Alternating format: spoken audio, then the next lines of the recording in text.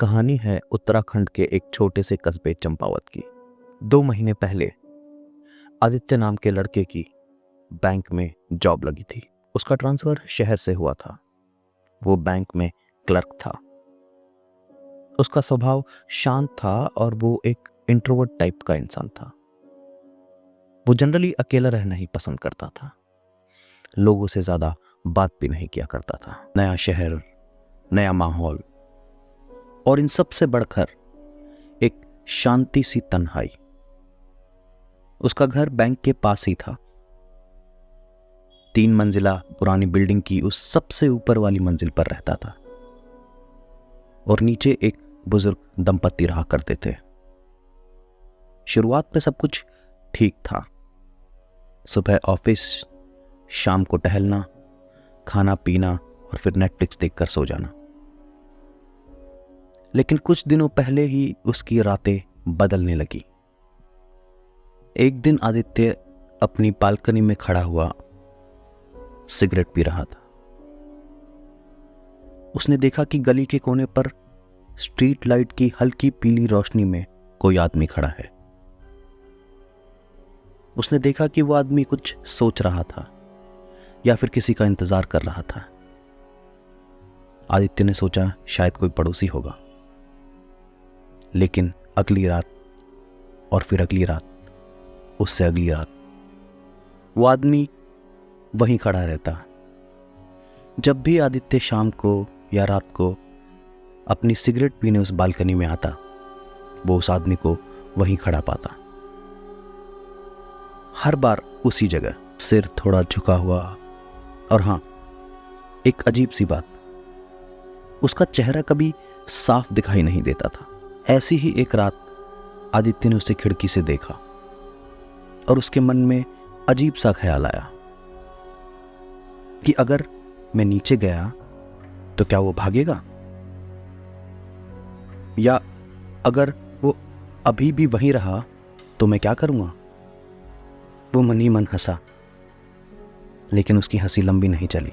आदित्य को उस रात एक सपना आया और उस सपने में वो बालकनी पर खड़ा होकर सिगरेट पी रहा था।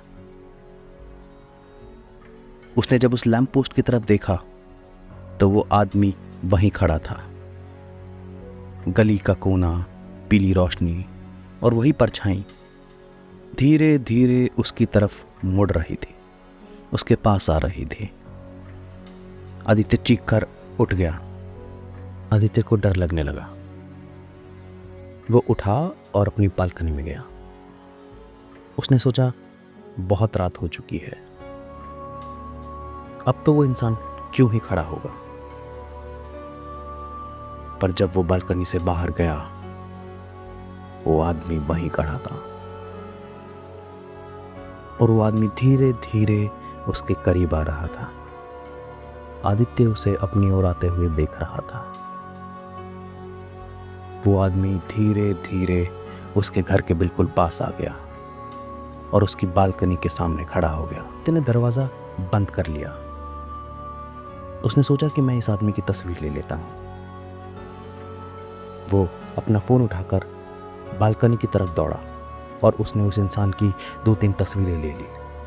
पर जब आदित्य ने अपनी गैलरी खोलकर फोटोज देखी तो फोटोज बहुत ब्लर थी, जैसे वो कैमरा खुद उस इंसान की फोटो नहीं खींचना चाहता। आदित्य सुबह होने का इंतजार करने लगा और अपने नॉर्मल रूटीन में बैंक चला गया।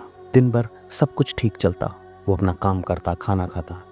जैसे ही शाम होने लगती, आदित्य डरने लगता।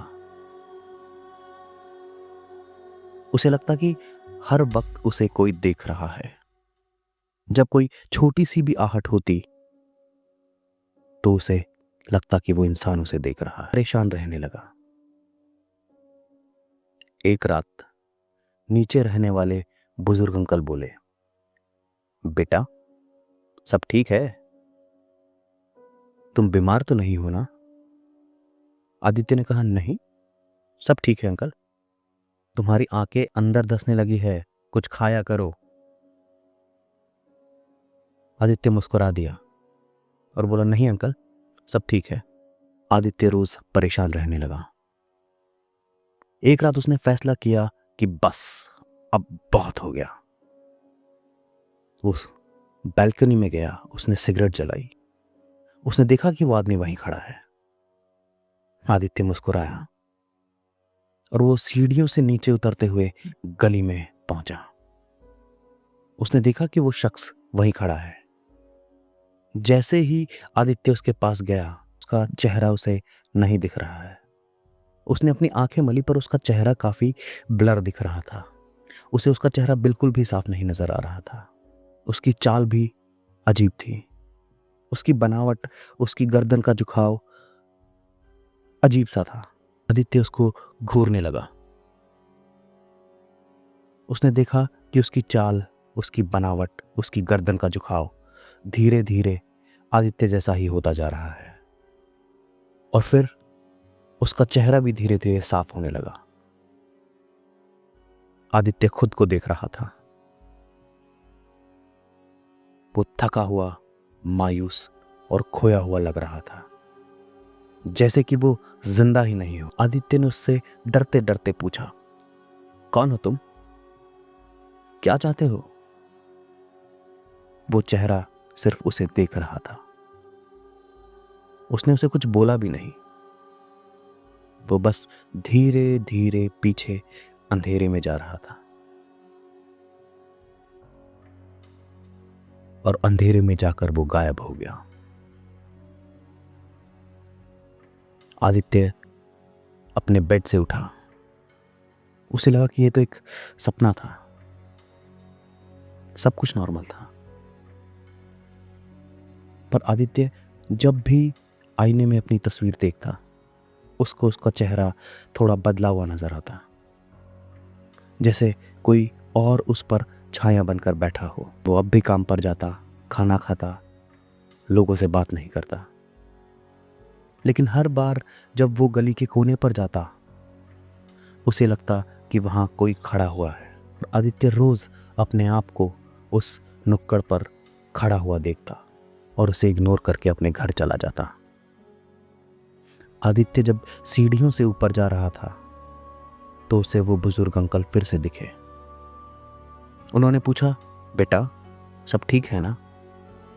इस बार आदित्य झूठ नहीं बोल पाया। उसने उस बुढ़े को सारी बात बताई कि कैसे एक आदमी उसे हर रोज उस कोने पर खड़ा हुआ दिखता है अपनी गली में, और वो धीरे धीरे कैसे अब उसी के जैसा दिखने लगा है। उस बूढ़े ने आदित्य की ओर देखा और उससे कहा, बेटा तुम्हें भी वो इंसान दिखता है?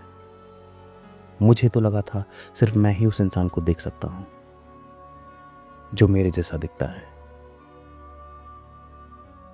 आदित्य थोड़ा कंफ्यूज हुआ। उसने कहा, क्या आपको भी वो नजर आता है?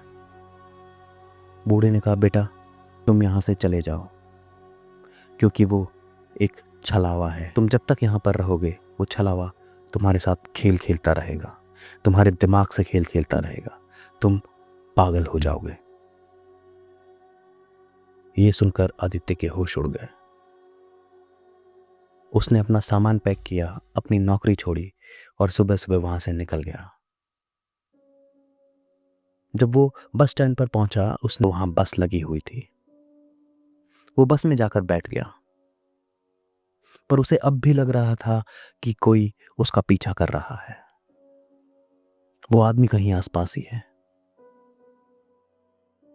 बस का चलने का समय हुआ और बस वहां से निकल पड़ी, पर आदित्य का डर अब भी वही था। बस जब उस गांव से बाहर निकल गई तो आदित्य ने चैन की सांस ली कि अब शायद उसे कोई छलावा नहीं होगा।